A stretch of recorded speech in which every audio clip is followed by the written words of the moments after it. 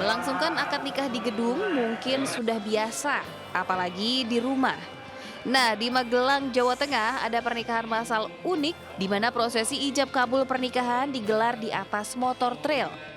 Bahkan sang penghulu yang memandu ijab kabul juga berada di atas motor. Sedikitnya ada 4 pasangan pengantin yang mengikuti acara nikah massal ini. Raut wajah bahagia dari para pasangan pengantin terpancar usai dilaksanakan proses akad nikah. Para peserta mengaku senang bisa menjadi bagian dari pernikahan massal di atas motor trail karena akan menjadi kenangan tersendiri dalam hidupnya. Iya, senang, unik sekali. Terima kasih sudah membantu dari empat pengantin nikah bareng. Semoga semua bisa menjadi keluarga yang sakinah dan warahmah. Pernikahan massal ini digelar dalam rangka menyambut tahun kabisat serta bulan Ramadan. Sementara itu, filosofi menikah di atas motor untuk memberikan pesan bahwa kehidupan harus seperti motor trail, yakni mampu dan tangguh dalam mengarungi segala medan. Dari Magelang, Jawa Tengah, Puji Hartono, iNews melaporkan.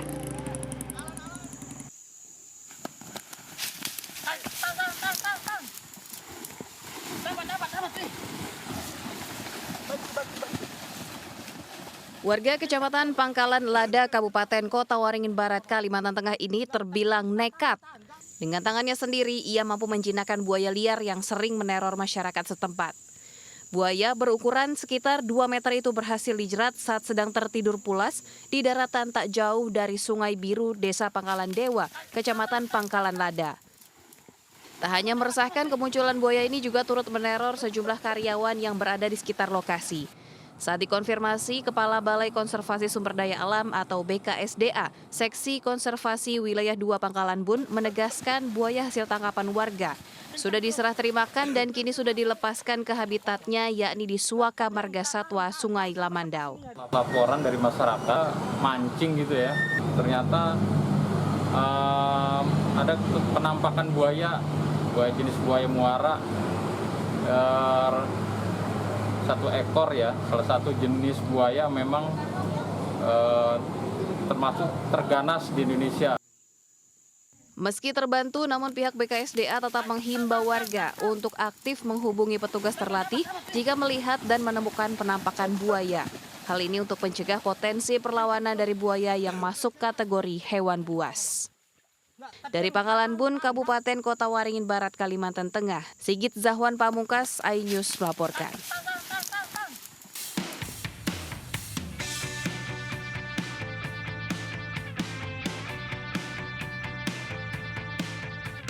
Pasar Pagi Kejajar terletak di Dusun Gataksari, Desa Serang, Kecamatan Kejajar, Wonosobo, Jawa Tengah.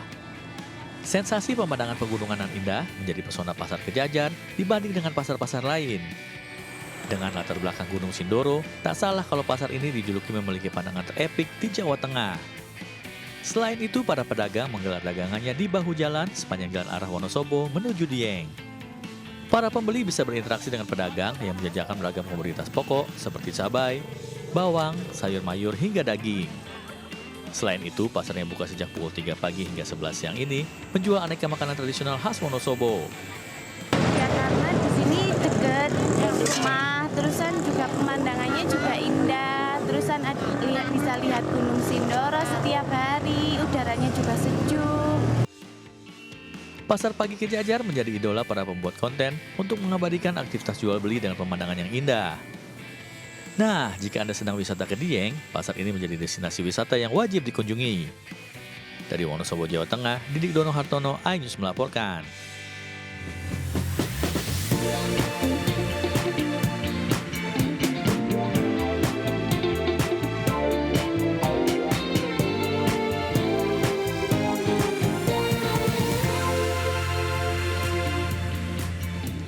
Selamat siang pemirsa, Buletin iNews Siang kembali hadir menemani aktivitas Anda. Bersama saya Yasmin Natania, inilah Buletin iNews Siang selengkapnya.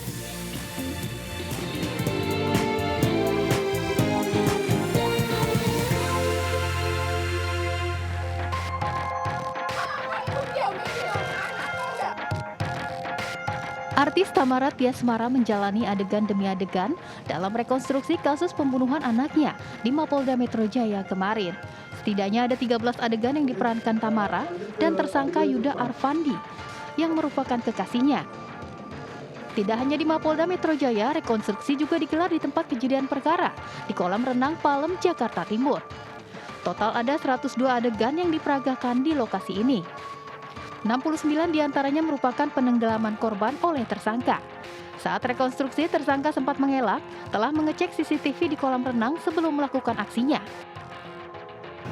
Ada satu adegan di mana tersangka ini tidak mengakui bahwa telah mengakses CCTV ya, melalui browsing di internet untuk mengecek di lokasi apakah ada CCTV atau tidak. Sebelumnya Raden Adante Halif, bocah berusia 6 tahun, putra sematawayang artis Tamara Tiasmara tewas tenggelam di kolam renang pada 27 Januari lalu. Tersangka Yuda Arfandi, kekasih ibu korban, dijerat pasal berlapis mulai dari Undang-Undang Perlindungan Anak dan KUHP tentang kelalaian yang menyebabkan kematian serta pasal pembunuhan berencana. Dari Jakarta, Tim Liputan iNews melaporkan. Ya pemirsa, 2 orang pelaku curanmor nekat mencuri motor dengan mematahkan stang di kawasan Tanjung Priuk, Jakarta Utara. Di Goa, Sulawesi Selatan, seorang kakek ditangkap polisi setelah mencabuli bocah berusia 10 tahun. Maling motor di depan halaman sebuah kantor Jalan Ganggeng, Tanjung Priuk, Jakarta Utara terekam CCTV. Salah satu pelaku beraksi dengan mematahkan kunci motor menggunakan kaki, kemudian kabur membawa barang curiannya. Di Kota Jambi, aparat polisi menggelar razia penyakit masyarakat dengan menyasar hotel. Petugas menjaring 3 pasangan kekasih diduga berbuat mesum dan 1 diantaranya ketahuan menggunakan narkoba. 3 orang pasangan kekasih yang terjaring ini kemudian digelandang ke Polda Jambi untuk menjalani pemeriksaan.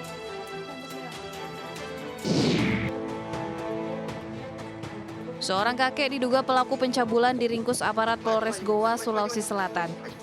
Kakek berusia 72 tahun ini diduga mencabuli anak tetangganya yang masih berusia 10 tahun di Kecamatan Bajeng, Kabupaten Goa. Pelaku ditangkap polisi setelah sempat buron selama 2 tahun dan melarikan diri ke Kota Samarinda, Kalimantan Timur.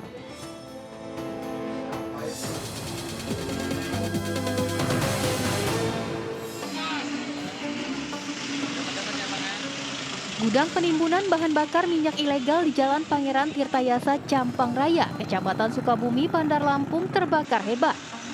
Kebakaran sempat disertai beberapa kali ledakan, membuat geger warga sekitar dan berhamburan ke rumah. Kobaran api sempat sulit dipadamkan karena banyaknya material BBM jenis solar dan Pertalite yang terbakar di lokasi kejadian.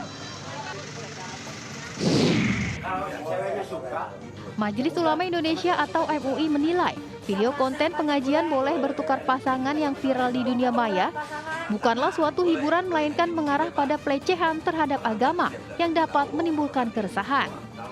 MUI juga menegaskan perbuatan bertukar pasangan bagi suami istri atau siapapun haram hukumnya menurut syariat Islam. MUI juga mendesak pihak kepolisian agar pemeran dan pembuat video yang telah meresahkan masyarakat itu agar diproses secara hukum yang berlaku. Dua buah tiang listrik berisi kabel listrik dan kabel internet yang semraut terbakar di Jalan Mangga Besar, Taman Sari, Jakarta Barat malam tadi. Dampaknya, gedung perkantoran dan warung UMKM mengalami mati listrik. Diduga terbakarnya kabel listrik dan internet ini akibat kelebihan beban daya listrik.